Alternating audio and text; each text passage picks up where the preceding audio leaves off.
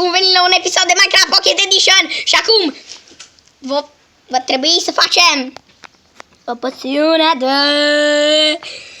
vedere nocturnă.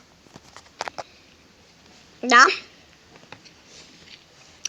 Vedem aici că numai cu o mână ăsta nu vă așteptați de la pretenții. Că n-o să fie pretenții. Ok, acum pe celălalt. Care chiar ai. Acum ne trebuie 3 sticle cu apă. Sau una. Și punem netherwork care îl găsim din Nether Forest.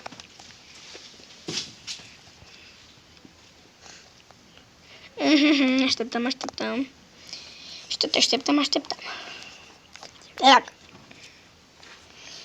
Îmi dă cu mână.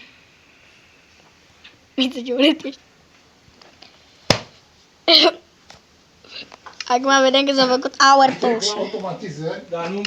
Și acum punem un golden carrot care primim un cartof de la zombie și ne trebuie un gol ca să transformăm în pitin și din alea 9 de aur. Și o să iasă o poțiune de night vision. Uitați aici poțiunea de night vision. Da.